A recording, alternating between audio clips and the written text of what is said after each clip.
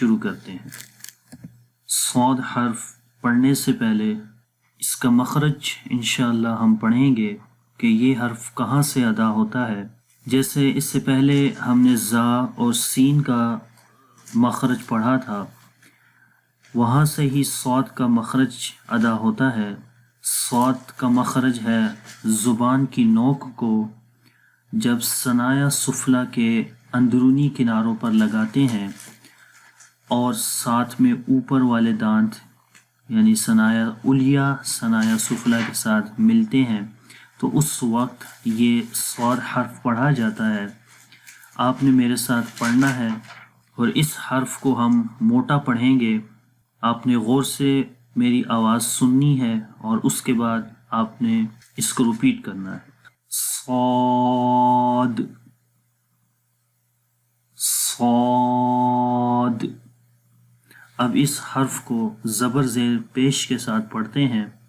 صاد زبر صا، صاد زبر صا، صاد زیر صی، صاد زیر صی، صاد پیش سو، صاد پیش سو، بغیر جوڑ کے پڑھیں گے۔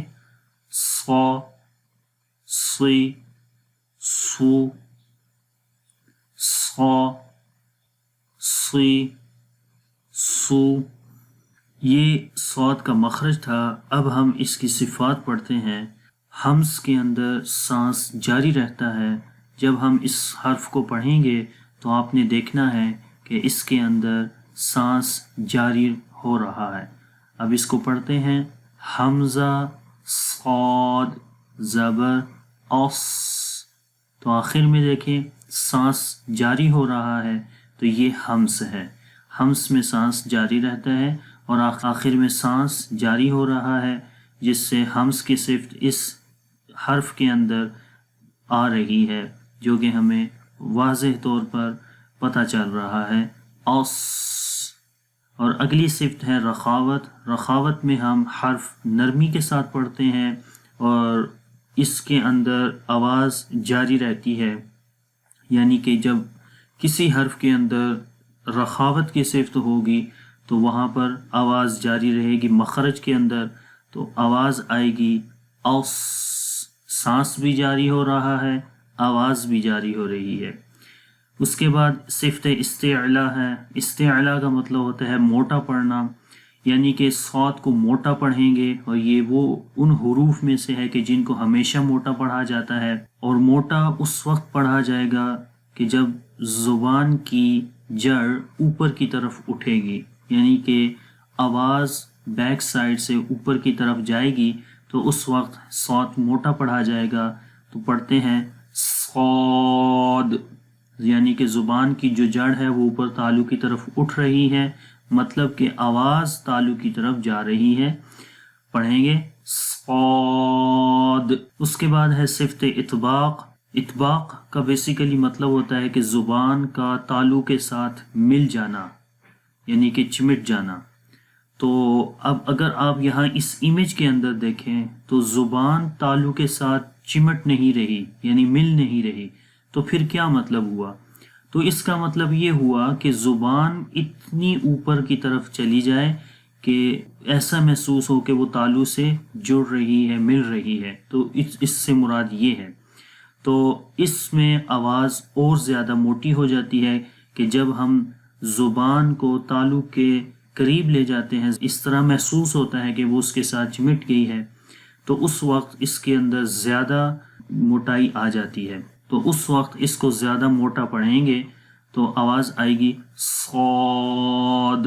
مطلب یہ کہ زبان اور تالو کے درمیان آواز کا انحصار ہوتا ہے، جس وجہ سے یہ حروف زیادہ موٹے پڑھے جاتے ہیں، جن حروف کے اندر صفت اطباق رہے گی۔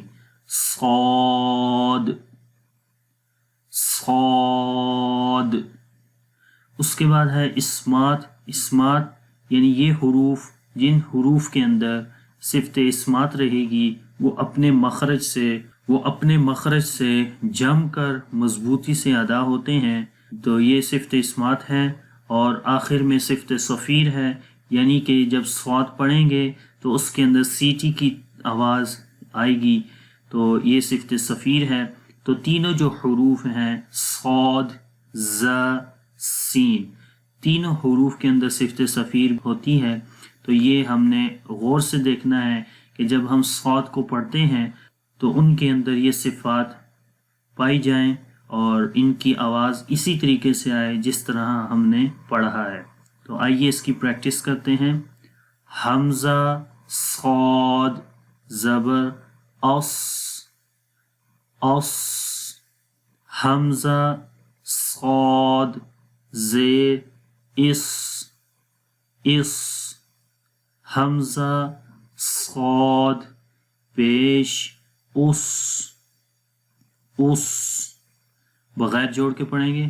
اس، اس، اس، اس، اس، اس.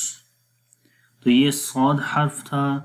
آپ نے اس کی اچھے سے پریکٹس کرنی ہے تاکہ یہ حرف آپ کو اچھے سے آ جائے. اور اگر آپ کو یہ ویڈیو اچھی لگی ہے تو اس کو لائک کریں اور دوسروں کے ساتھ شیئر بھی کریں. انشاءاللہ نیکسٹ کلاس کے اندر حرف دعات کے ساتھ حاضر ہوں گا. تب تک کے لیے اجازت دیں. اللہ حافظ. السلام علیکم ورحمۃ اللہ وبرکاتہ.